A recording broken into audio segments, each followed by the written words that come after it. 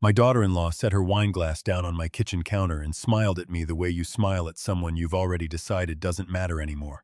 I didn't understand what I was seeing. Not yet. It was the 4th of July weekend, and my son had just called to say they were running 40 minutes late to the family cookout. Standing at my kitchen window, watching the neighbors set off early fireworks over the tree line, I told myself everything was fine. I told myself the strange distance I'd felt from my son Gary over the past few months was just the natural friction of a busy life. He was 38 years old. He had a career, a wife, a mortgage. Parents weren't always the center of their children's world, and that was how it was supposed to be. But when they finally pulled into the driveway that evening, it wasn't Gary who got out of the car first. It was his wife, Renee, and her mother, Sylvia. They walked toward my front door, shoulder to shoulder, laughing about something I couldn't hear. Gary trailed behind them by several steps, carrying a bag of ice, his head down. That image stayed with me all through dinner. My name is Frank Harmon. I am 64 years old. 31 years ago, I started a small commercial printing company in Central Ohio with one leased press and a list of 12 clients I'd personally cold called. I named it Harmon Press. By the time I handed Gary his first real responsibilities inside that building, we had 83 employees, 4 production facilities, and contracts with hospital networks, university systems, and regional government agencies across 6 states. I had built something real, something that mattered, and I had believed, with the uncomplicated faith of a father who loves his son, that Gary understood what it had cost me to build it. I should tell you about my wife, Carol. She died of a stroke 4 years ago, a Tuesday morning in March, just before the spring orders came in.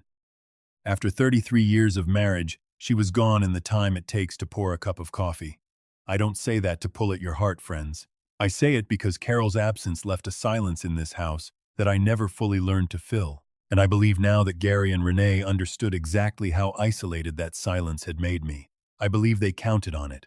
The cookout that 4th of July evening passed without incident. Sylvia praised my backyard in the vague, proprietary way of someone already measuring the space for her own furniture.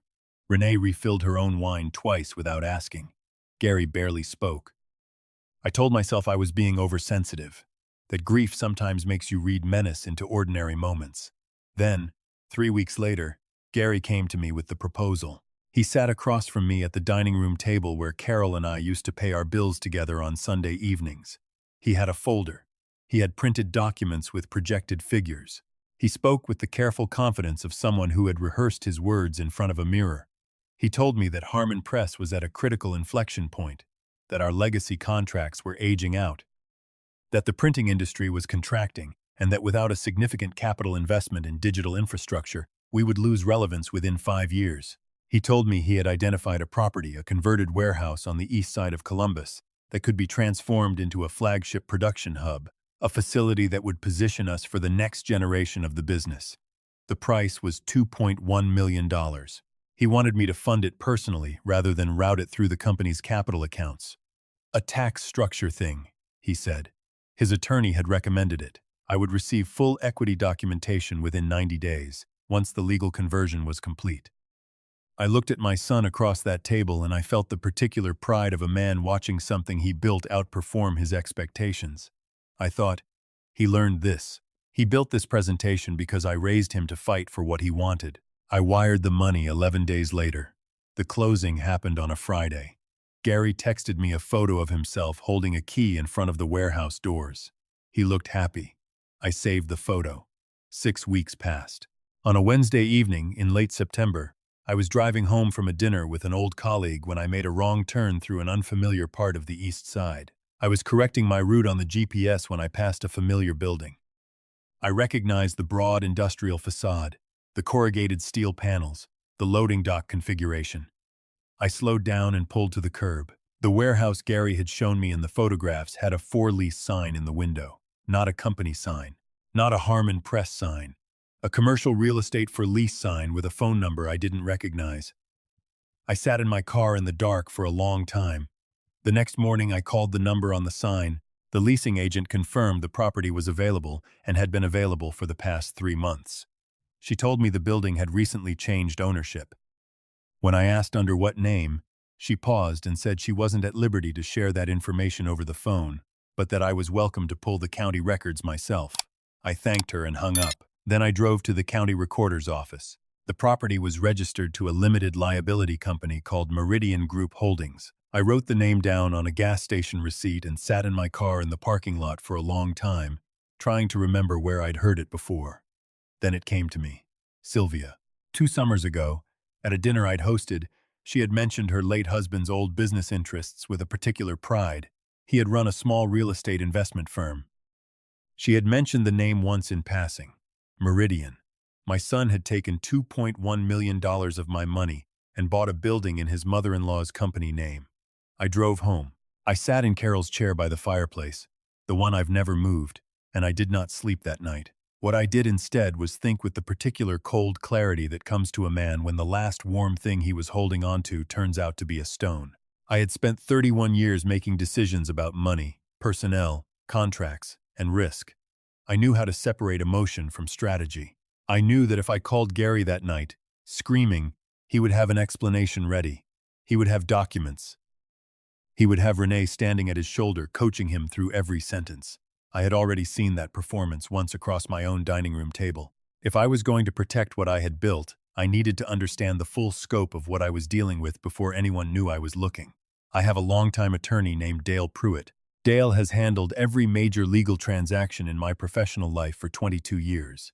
He is not a flashy man. He drives a 12-year-old Buick and eats the same lunch every day at the same diner 2 blocks from his office. He is also one of the most methodical and quietly ferocious legal minds I have ever encountered. I called him at 7 in the morning. By noon, I was sitting across from him in his office. Dale listened to everything without interruption. When I finished, he opened his desk drawer, pulled out a notepad, and said 3 words. Who handles Gary's accounts? That question started everything. Over the following 2 weeks, Dale worked in parallel with a forensic accountant named Patricia Osei, whom he'd used on 3 prior fraud cases. Patricia was a small, precise woman who communicated exclusively through encrypted email and spoke in the measured cadence of someone who had learned never to be surprised by human behavior. She did not share Dale's dry warmth, but she shared his absolute thoroughness. What they found took my breath away. Gary had not simply redirected my investment into Sylvia's LLC. Over the previous 18 months, he had been quietly and systematically diverting revenue from Harmon Press's secondary accounts consulting line items, equipment amortization credits, vendor rebate pools into a web of transactions that ultimately fed back to Meridian Group Holdings. The total, across 22 months, was just over $1.3 million, in addition to my personal wire transfer. But there was something else, something worse. Patricia had traced an irregular pattern in Gary's authorized transfers from the company's employee profit-sharing fund. For the past 14 months, $35,000 per month had been moved from those reserves under the classification of strategic advisory services. The vendor receiving those transfers was a firm called GSH Consulting. Patricia pulled the corporate registration. GSH Consulting had 1 registered member, Sylvia Haddon. Gary was draining the profit-sharing fund that 41 Harmon Press employees depended on, people who had worked alongside me for decades. Some of them had been with me since the 2nd year of the business. They had taken smaller salaries during the hard years because we had promised them the back end would be worth it. Gary was stealing from them to keep his mother-in-law in a lifestyle she had not earned. I asked Patricia why. What was the money actually going toward? She set a folder on the desk without comment. Inside were property records, bank transfer logs, and 3 credit account summaries in Sylvia's name, showing balances that should have been impossible for a retired woman living on the proceeds of a modest estate. Sylvia had a spending problem, not gambling as it turned out, but something with an equally insatiable appetite. She had spent 11 years cultivating a social identity in Columbus's philanthropic circles that required constant, staggering maintenance. Charity galas, club memberships, renovations to a historic home she'd purchased the year after her husband died, designer consignment, catered dinner parties, international travel presented modestly on social media but funded extravagantly in practice. Her late husband's estate had been exhausted years ago. She had borrowed against the Meridian properties until the leverage ceilings had been hit. And when her own resources ran dry, she had turned to her daughter's marriage the way a person turns to a second mortgage, not because she believed it was right, but because she believed she had no choice. And Gary, my Gary, had said yes to every request she'd made of him. I do not know if he loved her more than he loved me, or whether he had simply become so enmeshed in her financial survival that he no longer knew how to say no. Both explanations were equally devastating. What I did know was this. When the annual external audit of Harmon Press arrived in 6 weeks, the profit-sharing discrepancies would surface. And when they did, Gary had already prepared a contingency. Dale found it buried inside the legal partition of the company's administrative server, a drafted declaration, awaiting a notary's seal, that would transfer Gary's legal status from employee to majority stakeholder through a clause in the original partnership agreement that I had not reviewed in 14 years. A clause that Gary, who had briefly practiced business law before joining the company, understood far better than I did. If he executed that declaration before the audit, he would be in a position to direct the company's response to any regulatory inquiry. He would be the man in charge of explaining the missing funds. And he had already begun building the case that would make that narrative possible. Over the previous 4 months, he had mentioned to 3 board members in casual conversation, not in meetings, that he was concerned about Dad's recent decisions and that he thought my judgment had become inconsistent. He had sent emails to those same individuals, copied to nobody, flagging routine operational decisions as errors and attributing them to my oversight. He was laying the groundwork to make me appear incompetent. Not incompetent enough to trigger action, yet just enough to plant a seed of doubt that would bloom when he needed it. I sat in Dale's office for a long time after Patricia finished presenting her findings. The room was very quiet. Outside on the street, I could hear a delivery truck backing up, that slow mechanical beep that sounds like a warning. I told Dale I needed 2 weeks. He looked at me carefully. He said, "Frank, if you want to involve the authorities now, I can have federal investigators here by tomorrow morning." I shook my head. I told him there were 41 employees whose futures depended on this being handled correctly, not just quickly. I needed to recover the funds. I needed the evidence to be ironclad. And I needed Gary to expose himself completely, because a man who believes he has won stops covering his tracks. Dale nodded slowly and said, "Then we do it your way." I spent the next 10 days performing the most sustained and deliberate act of my life. I stopped being the controlled, sharp-minded founder of a 31-year company. I became, instead, a tired and slightly befuddled old man who was quietly considering whether the time had come to step back. I called Gary into my office on a Monday morning and told him, with a tremor in my voice I had carefully practiced, that I'd been having some difficulty with the financial reporting software. That the numbers weren't making sense to me the way they used to. That I thought maybe I was spending too much time on the operational side and not enough time living, as Carol would have wanted. Gary sat in the chair across from my desk, the same chair he'd sat in as a boy when I would let him come in on Saturdays, and he looked at me with an expression I can only describe as hungry relief. He told me he'd been thinking the same thing. He said there was no shame in recognizing when it was time to let the next generation carry the weight. He put his hand over mine on the desk. I did not pull away. That evening, Renee called to invite me to their home for dinner on Saturday. Her voice was warm and attentive in a way it had not been in months. I accepted. I also, that same evening, signed off on a series of legal restructurings that Dale had been quietly executing for 10 days. I moved my personal stake in the company's primary real estate holdings into a private trust that Gary had no visibility into. I worked with Patricia to place administrative flags on the profit-sharing accounts that would alert Dale's office to any transfer attempt over $5,000. And I gave Dale full authorization to contact federal investigators with the instruction that they wait for my signal before moving. The dinner at Gary and Renee's house on Saturday was a performance by 2 people who believed they were managing a retirement announcement. Renee had cooked a real meal, something she rarely bothered with. Sylvia was there, stationed in the living room like a hostess receiving guests in her own home, wearing jewelry I now recognized as purchased with other people's futures. She embraced me warmly at the door and told me I looked tired. She said it with great compassion. I told her I was feeling every one of my 64 years.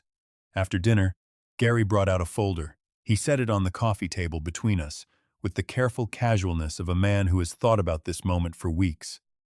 He told me that he'd been putting together some ideas for a transition structure, that he wanted to protect my legacy and make sure I didn't have to worry about the business anymore, that he and Renee had been talking and they felt I deserved to enjoy my retirement without the burden of day-to-day decisions. Inside the folder was a document proposing a transfer of operational authority to Gary, immediately and in full, in exchange for a consulting stipend and a nominal equity position. I picked up the document. I read it slowly, moving my lips slightly the way a man does when the words are coming harder than they used to. I set it back down. I told Gary I would need a few days to think it over, that it was a lot to process, that I just wanted to make sure Carol would have approved. I said that last part quietly, and I watched Gary look at his wife, and I watched something pass between them that they did not think I could see. That night, on the drive home, I called Dale from the car. I told him, Saturday. I want it done Saturday. Gary and Renee had taken to hosting what they called informal suppers once a month, small gatherings of Columbus professionals and social acquaintances, and the following Saturday happened to coincide with one of those evenings. Sylvia would be there. Several members of the community board on which she sat would be there. A few of the business contacts Gary had cultivated through the company would be there. The audience was already assembled. I arrived at 7, able at warning, 40 minutes before the guests were expected. Gary answered the door in his hosting clothes and stared at me for a moment before recovering his smile. I told him I'd thought about the folder and I was ready to talk. His eyes lit up in a way he could not quite conceal. He let me in. Renee came down the stairs, and for a moment, just a moment, I saw something flicker across her face that was not warmth and was not surprise. It was calculation. The brief, involuntary expression of a person running a quick risk assessment. She covered it immediately with a smile and a hug and an offer of coffee. Sylvia arrived 20 minutes later.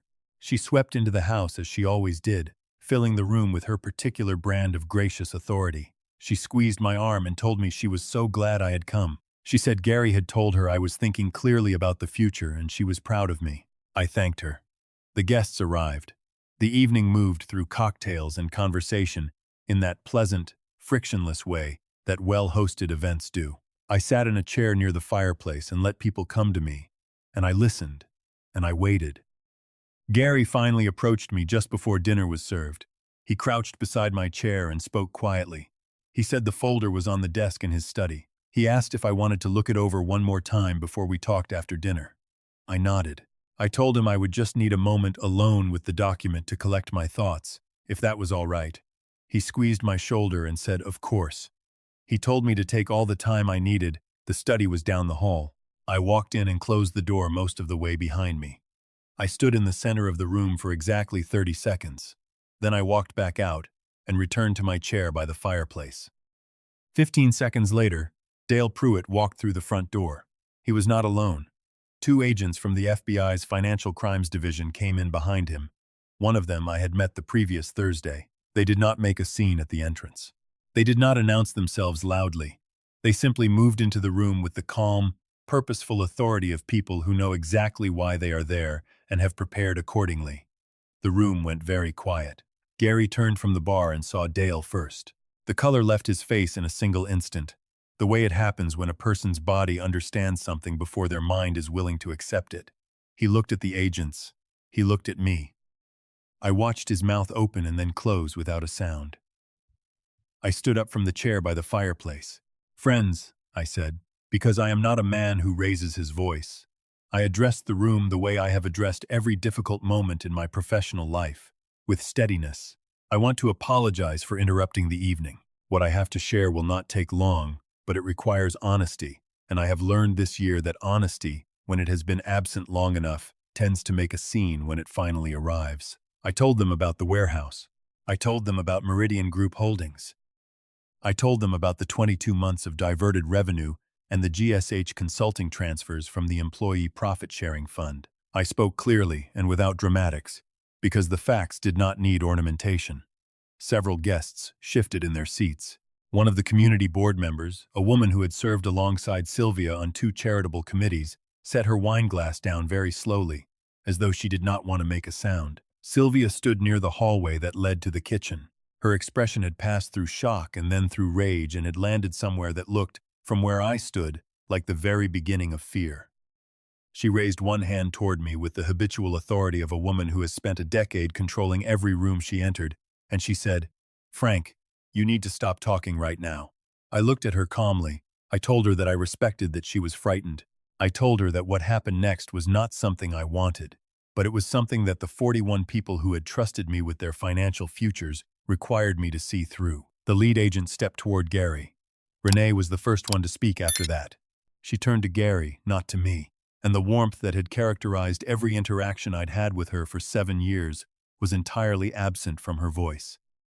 She said, "You told me this was handled. You told me he would never find it." Gary did not answer her. He was watching the agent's hands. It was the only honest exchange I witnessed between them all evening. Gary was not arrested that night. The investigators had been specific with me about sequencing they needed to execute certain financial holds before making any arrests, to prevent the offshore transfers from being triggered prematurely. Gary was detained for questioning and released pending the completion of the federal review. Sylvia was placed under a different restriction. Her passport was surrendered, her accounts were frozen, and Meridian Group Holdings was immediately placed under administrative receivership. The warehouse on the east side of Columbus, my $2.1 million, repackaged as someone else's asset, was formally attached to the investigation. The following Monday morning, I stood in front of my 41 employees in the main production floor of our largest facility. I told them the truth. I did not soften it. I told them that their profit-sharing fund had been compromised by someone I had trusted with access to those accounts, and that I was personally responsible for the oversight that had allowed it to happen. I told them that by the end of that business week, every dollar would be restored from my personal assets, and that I was additionally committing to a one-time supplemental contribution equal to 6 months of the standard quarterly distribution, as acknowledgement of the uncertainty they had been made to carry without knowing they were carrying it. A man named Luther, who had operated our largest press for 19 years, and who had never once in my memory been willing to show emotion in public, stepped forward from the crowd and shook my hand without saying a word. He held it for a long time. I did not look away. The weeks that followed were not peaceful, but they were clarifying. The federal process moved with a thoroughness that left very little room for the kind of narrative revision Gary might have attempted in a less documented case. Patricia Osei's work was meticulous. Dale Pruitt was ferocious. By the time Gary's attorney began constructing a defense, the evidentiary record had been assembled with a precision that left almost no room to maneuver. Renee filed for divorce within 3 weeks. Her attorney issued a statement disavowing any knowledge of the financial arrangements. Whether that was true, I cannot say with certainty. What I can say is that she did not look back. Sylvia's situation moved more slowly and more publicly. Her social circle, which had been her primary investment for more than a decade, contracted with remarkable speed once the story broke in the business pages. The charity boards accepted her resignation by unanimous vote before she had a chance to tender it herself. The historic home, which had been leveraged beyond recovery, went into foreclosure proceedings. The woman who had swept into my son's house like a monarch was, by December, living in a furnished apartment in a suburb she had always considered beneath her. On a Thursday night, in mid-November, I came home from a late dinner with Dale to find a voicemail on my landline from a number I didn't recognize. I played it once, standing in the kitchen with my coat still on. Gary's voice. He sounded nothing like my son. He sounded like a man who had been walking for a very long time and had run out of road. He said he was sorry. He said he knew that word didn't cover the distance between what he'd done and what I deserved. He said he wanted me to know that he had understood, for a long time, that what he was doing was wrong, and that he had told himself it wouldn't go this far, and that he knew that explanation was worthless, but he needed me to have it anyway. I listened to the message a second time, then I erased it. I have been asked, since then, by people who know the shape of this story, whether I regret closing that door. Whether the love a father carries for his child has an obligation that outlasts betrayal. I have thought about that question seriously, the way it deserves to be thought about, and here is the answer I have arrived at. There is a version of love that holds the door open no matter what walks through it. I used to believe that was the highest form. I no longer believe that. I believe now that the highest form of love is the kind that tells the truth about what it sees, even when the truth is a verdict. Carol taught me that, actually, though she taught it to me in the context of her own courage rather than mine. She told me, the year before she died, that the thing she was most proud of in our marriage was not that we had never hurt each other, but that we had never lied to each other about whether we were hurting. I think about that often.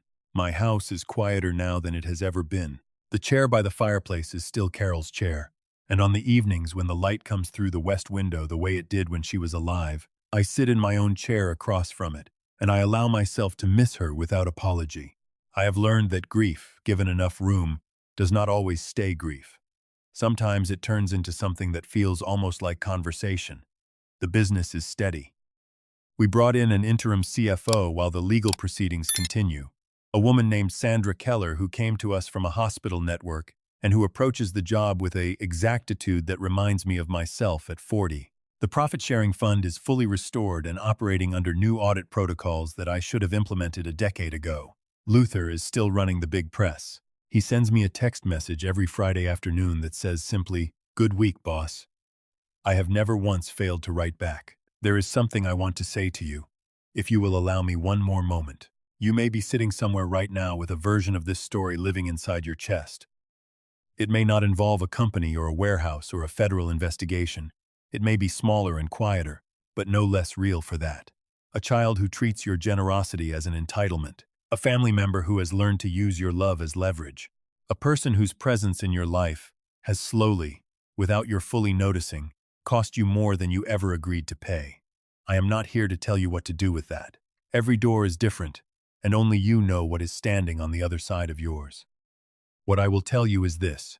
The moment I stopped performing weakness to protect other people's comfort, the moment I allowed myself to be exactly as capable as I actually am, that was the moment I got my life back. Not the company, not the money, my life. The actual texture and weight of a day lived without the low-grade hum of someone else's deception running underneath it. Carol would have handled it differently. She would have found some way to hold more of it without letting it harden. She was always better at that than I was. But she also would have told me the truth about what she saw. She always did. If you've carried something like this, I hope you find your own version of that. I hope you find the courage to be exactly as clear-eyed as the situation requires. And I hope you know, wherever you are tonight, that protecting what you built, what you bled for, what you got up early for, and stayed up late for, and sacrificed ordinary happiness to construct, is not cruelty. It is not coldness. It is simply a man, or a woman, finally deciding that the people who built something real deserve to be the ones who keep it. If this story found something in you, leave it in the comments. I read every one. Hit the like button if it meant something, and come back next week. I'll be here. Sometimes the most loving thing you can do for yourself is stop pretending you don't see what you clearly see. Frank didn't harden, he grieved, he protected, and then he showed up for 41 people who needed him to be strong. That's the real lesson here. Integrity isn't just about what you build, it's about who you stand beside when the building shakes. The people who stayed were his true family all along. A small note for you, this story was created and fictionalized by AI, crafted to entertain and to carry a positive lesson worth keeping long after the last word.